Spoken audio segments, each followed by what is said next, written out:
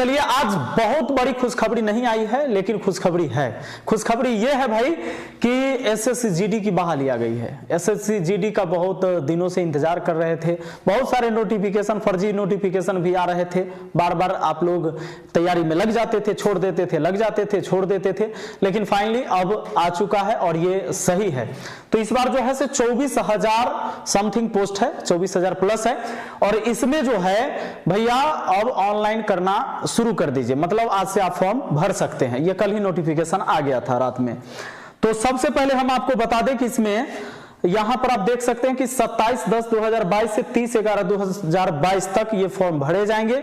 यानी आपको इसी बीच में फॉर्म भर लेना है। एक बात और याद रखिएगा कि इसमें कोई करेक्शन करने को दोबारा मौका नहीं दिया जाएगा। यानी जो भी पद पे, ये जो भी सीट के लिए आप बहाली में अप्लाई जो करने वाले हैं, तो आप देख के, सोच समझ के, या जिस समय आप फॉर्म भरवाएंगे तो उस समय खुद वहां देखिएगा कि वो जो ऑनलाइन करता है, तो साइबर कैफे वाले के ऊपर सब कुछ मत छोड़ दीजिएगा, उसके पास बैठ के सब कुछ इंटर करवाइएगा खुद से देख के, ठीक है ना।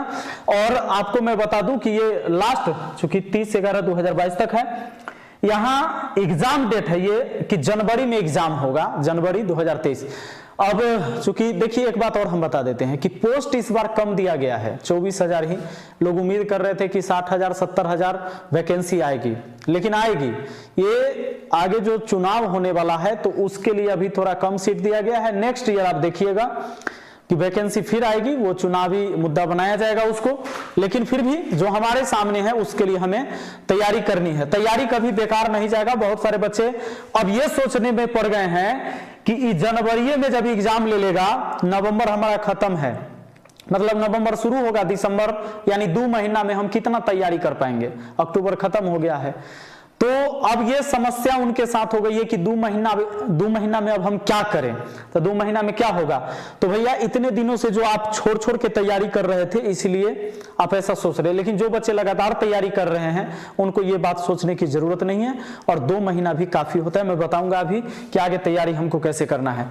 तो सीधे से जो पॉइंट टू पॉइंट बात है वहां पर हम आपको लेके आते हैं। ये सारे पोस्ट दिए हुए हैं, जैसे BSF है, CISF है, CRPF है, इसमें SC में, ST में, OBC में, तो इस सब में, EWS में, मतलब किस में कितने पद दिए हुए हैं। तो सबसे ज्यादा आप यहां पर देखेंगे 10,497 पोस्ट है जो BSF में है। आपको टोटल इस तरह से जोड़ के है कितना, 24,369 पोस्ट है, ठीक है ना। 24,369 पद पर बहाली होने जा रही है दोस्तों। तो उसमें देख के आपको जिसमें अप्लाई करना हो कर लीजिएगा। और सबसे बड़ी बात है कि ये छूट हमेशा दिया जाता था एज में, जबकि एज जो है हमारा 18 से 23 चलेगा। देख लीजिए, 18 से 23 एज लिमिट है। लेकिन इसमें जो आप देख रहे हैं कि SC ST के लिए 5 वर्ष का छूट मिलता था, वो मिल रहा है अभी भी। OBC के लिए 3 वर्ष का, और उसी तरह एक्स सर्विसमैन के लिए भी दिया है 3 साल का। तो ये तो मिल ही रहा है। जैसे अगर मान लीजिए कि आप हैं SC ST से हैं, तो ये जो 23 है, 18 से 23, इसमें 5 और जोड़ दीजिए, तो 23 और 5 यानी 28 साल तक के एज वाले भर सकते हैं। लेकिन एक और बात है कि कोविड के चलते जो लेट हुआ, उसमें आपको 3 साल का और छूट दिया जा रहा है। 3 साल एक्स्ट्रा, मतलब एक्स्ट्रा कहिए उसको, 3 साल एक्स्ट्रा मिल जाएगा। तो जो व्यक्ति SC ST में है उनको टोटल 3 साल इसमें भी ऐड कर दीजिए, इसको भी 3 साल ऐड कर दीजिए, इनको 8 साल का छूट मिल गया, इनको 6 साल का छूट मिल गया। ये चीजें हैं। यानी OBC वाला कैंडिडेट अगर है तो 23 में 6 जोड़ लीजिए, 23 6 29, यानी 18 से लेकर 29 वर्ष तक के फॉर्म भर सकते हैं, ठीक है। इसी तरह सबका दिया हुआ है, माने 3 साल सब पर है, वो जो कोविड के लेकर है वो सब पर लागू है। अब सबसे इंपॉर्टेंट हम लेके चलते हैं आपको, जो जहां जरूरी है। इसे 55 पेज का नोटिफिकेशन है, तो इतना पढ़ते पढ़ते बूढ़ा हो जाइएगा। आइए, अगर आपने NCC कर रखा है, तो NCC वाले अगर हैं, तो जिन्होंने C सर्टिफिकेट प्राप्त किया होगा, NCC में पहले A मिलता है, फिर B मिलता है, फिर C मिलता है, तो जिन्होंने NCC C सर्टिफिकेट प्राप्त किया है उनको 5% टोटल मार्क्स का दिया जाएगा। माने ये बोनस है आपका, यानी टोटल मार्क्स कितना का होगा, तो 40 4 20 है, 40 चौका 160, 160 नंबर का जो टोटल एग्जाम होगा तो 160 का आपको 5% लीजिए, 5 दूना 10, 2 8 16, यानी 8 नंबर आपको दिया जाएगा, ठीक है ना। उसी तरह 3% निकालिए 160 का तो 4.8 नंबर, अगर 20 सर्टिफिकेट है तो। अगर 2% निकालिएगा, 2% 16 दूना 32, 3.2, ये ए सर्टिफिकेट के लिए, अगर एनसीसी में ए सर्टिफिकेट है तो 2%, टोटल मार्क्स का 2% आपको बोनस दिया जा रहा है। अब आइए हम आते हैं जो इंपॉर्टेंट बात है उसी पर चलते हैं।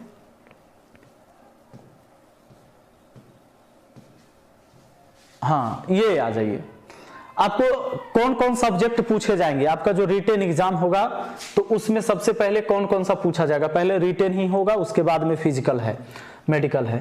तो जनरल इंटेलिजेंस एंड रीजनिंग में आपको 20 क्वेश्चन होंगे और 40 नंबर के, मतलब कि एक क्वेश्चन 2 नंबर का होगा।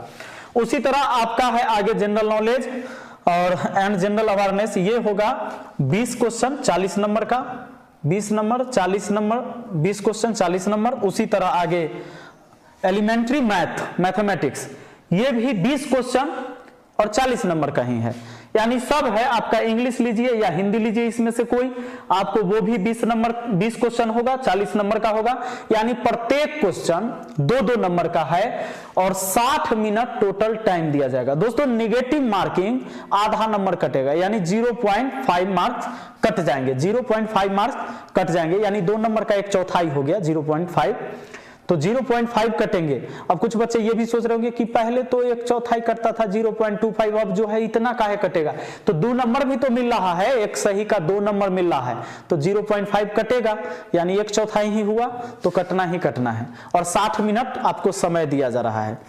अब आते हैं कि अगर दौड़ जो हो रही है उसमें किसको कैसे दौड़ना है, तो देख लीजिए। अगर आप लेह लद्दाख वाले नहीं हैं, लद्दाख से अलग हैं, तो उनके लिए यहां पर दिया हुआ है कि मेल के लिए और फीमेल के लिए। तो मेल को दौड़ना है 5 किलोमीटर 24 मिनट में, जबकि फीमेल को दौड़ना है 1.6 किलोमीटर, वो भी 8.5 मिनट में। लेकिन अगर लद्दाख वाले हैं भाई तो उनके लिए 1.6 किलोमीटर ही मेल के लिए, आधा मिनट ये 6.5 मिनट में, 1.6 किलोमीटर 6.5 मिनट में, और फीमेल के लिए है 800 मीटर 4 मिनट में, ठीक है ना। तो यहां पर देखिए, और हाइट की बात है तो यहां मेल के लिए 170 है और फीमेल के लिए 157 है, और जिनको जिनको जो जो छूटे हैं वो यहां पर आपको मेल फीमेल के लिए अलग अलग कैटेगरी में दिखा रहा है। अब आइए हम चलते हैं एकदम मेन बात पर कि भाई अब हमारे पास जो 2 महीना समय बचा है इसके लिए हमको क्या करना चाहिए। तो ये 55 पेज का नोटिफिकेशन, इसको पढ़ते पढ़ते आपका दिमाग खराब हो जाएगा। सबसे पहले आप जान लीजिए कि बहुत सारे बच्चे जो हैं सो तैयारी पहले से कर रहे थे, कुछ बच्चे ऐसे भी होंगे जो तैयारी नहीं करते थे, अभी लग जाएंगे। तो इस बार फॉर्म जो है बहुत ज्यादा संख्या में भरे जाने वाले हैं। फॉर्म ज्यादा संख्या में इसलिए भरा जाएगा दोस्तों कि एज आप देख लीजिए, 18 से 31 साल तक के लोग भरेंगे।